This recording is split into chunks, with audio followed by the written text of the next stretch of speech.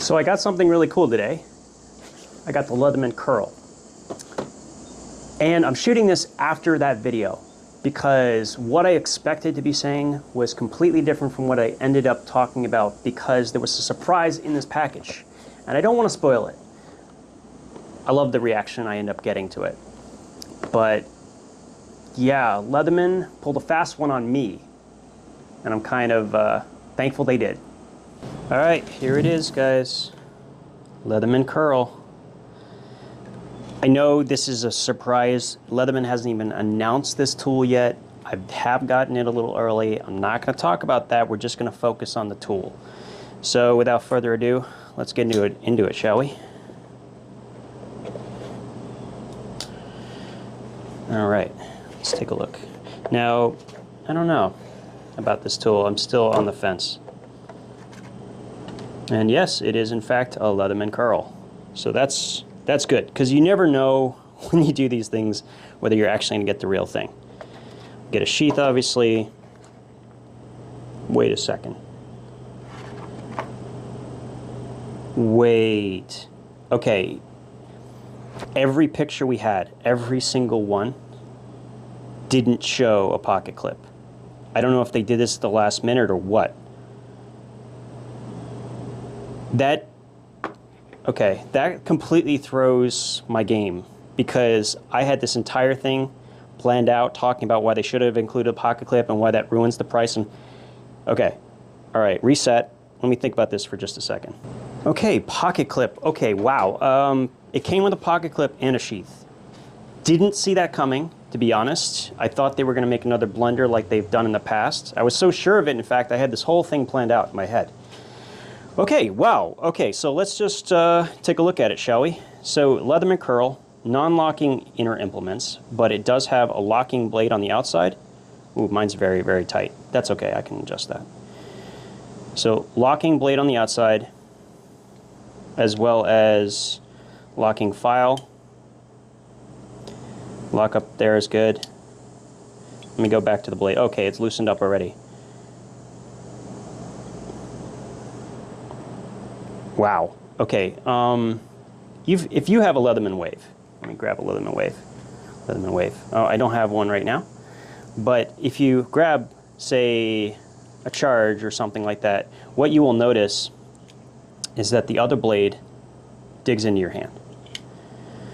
Where we're not getting that because there is no blade on the back. There's nothing here. So we have this nice curved edge. So when we grip it, it's actually quite comfortable. The only thing I really feel is that pocket clip, which is not the end of the world. That actually looks really, really sleek, don't you think?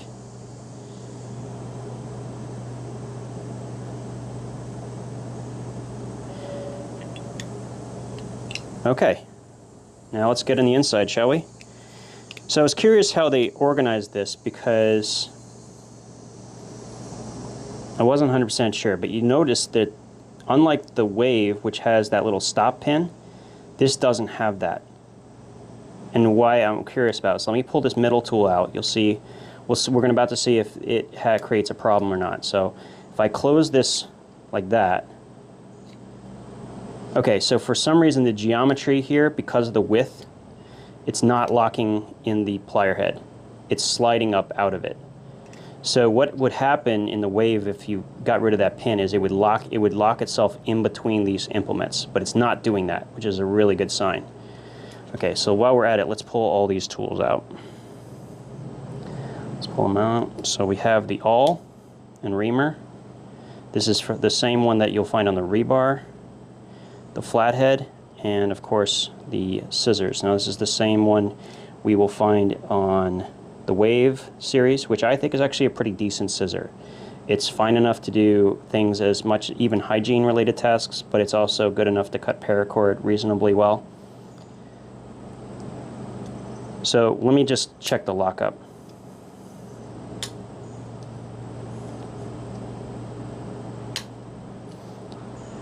I would say the lockup here is as good as the Bond, which is a good thing because the older generations did not have a lockup this strong. And considering that this doesn't have a true lock, that's very important. That was one thing I was gonna put a knock towards it, but now that I'm seeing it, maybe less so. And then of course on the other side, but look, you see that? They actually have the pin here. That's clever. They only need it on one side though because of this. And here we have, like we would standardly have, the can and bottle opener combination and the bit driver. So there's the features, but there's another couple of things I want to test. One of the big ones is the weight. So let's go ahead and get the weight, shall we?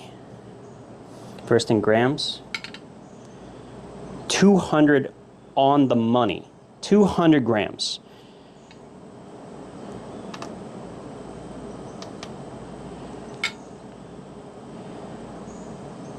We are basically at 7 ounces. 7 ounces on the dot. So let me take this off for a second. I have a Leatherman Sidekick. Let's take a look at that. So that's just less than half of an ounce of difference in weight. So give you a perception of how much this weighs. Okay, the Wingman should be the same. Yep. The Leatherman Free P2.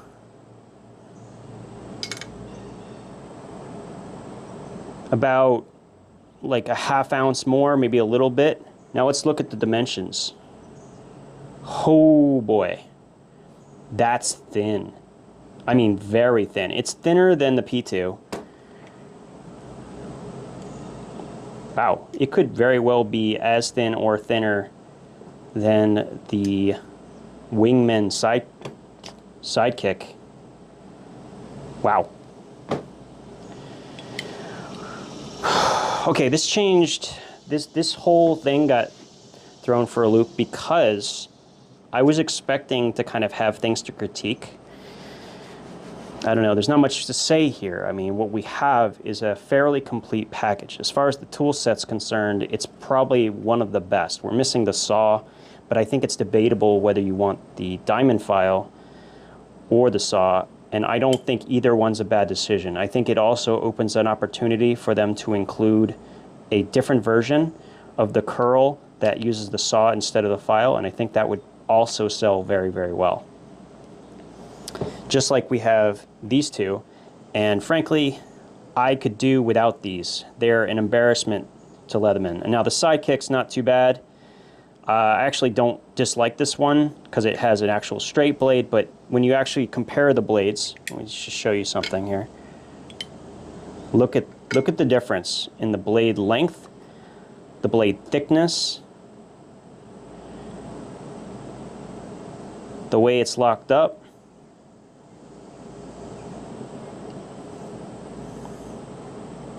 It's a significant difference. You just got to trust me on this. You have this really deep hollow grind over here, whereas you have a flat grind on this. So this is a very, very, very sturdy blade. And actually, my grind is better than I've seen some Leathermans come out of the box. I've seen some pretty bad ones. In fact, I had to charge TTI with much worse machining than this one is. That edge actually looks pretty solid. Really well done. Okay, so remember, this is not sent to me by Leatherman. Okay, this was something I purchased and is not meant to necessarily be the best possible one. Okay, so what am I going to say about this? At $80 with the pocket clip, is this a good value? I was prepared to say no because the pocket clip was missing, and in order to get a $10 pocket clip shipped from Leatherman, you're looking at $13 approximately with shipping and taxes, which would have made it a $94 multi-tool, give or take. Now we're looking at $80 with the whole package ready to go. Yeah, I would absolutely spend $80 on this. I'm just going to say it right now. I really do believe this is actually worth the price point, which shocks me. I did not see that being the conclusion. I really didn't. Wow. I'm not going to waste too much time and dabble on. I'm going to do a brief conclusion and then let you guys go on your day. And you should look forward to this coming out. It looks like it should be dropping on the 17th from what I've heard. So, yeah, you guys have a great one. Okay, so conclusion time here. The Leatherman Curl. Leatherman Curl, $80 with a pocket clip, with a sheath. they pulled a fast one on me. I definitely think this is worth $80. I know, it's surprising. I even spent a bunch of time on social media basically being angry about this tool because it didn't have locks and all of that. But just by including the pocket clip, it dramatically changed my outlook of it. And it's also the realization, as I calmed down and thought about it very carefully, is that there's really only 3 implements in here that needed locks in the first place. You have the flathead, you have the bit driver, and then you have the awl reamer. And if you're not being crazy and pushing really hard on them, you're probably going to end up not having an issue regardless, because the lockup is really good on this tool, just like the Bond was. And a lot of people talk about how good that lockup really is, and it's the same here. If you need to put that much pressure on a tool, it's possible that you probably need something more heavy duty, and that's okay. So this was trying, and I think is going to successfully replace the Leatherman Wingman and the Leatherman Sidekick eventually, because I have a feeling they're going to end up being very successful with this tool, and then also providing a version that has a saw instead of the file. So absolutely excellent. They did an incredible job with this. It is compact, it is light, it is thin as heck. It's got the same pocket clip that you find on the P series. And here's the crazy part. The P2 is such a problem because I think mostly because of that blade. It's down to $70 on eBay, brand new. I'm not kidding, go look. This thing almost beats it on functionality with what it includes and starts at 80. It's going to be strange. I don't know what's going to happen in the market. I thought I did because I was, talking about the pocket clip, thinking they weren't going to include it, but it turns out they are. Yeah, it completely threw me for a loop. So I'm very curious. In the comments below, tell me, do you think this is the winner that I do?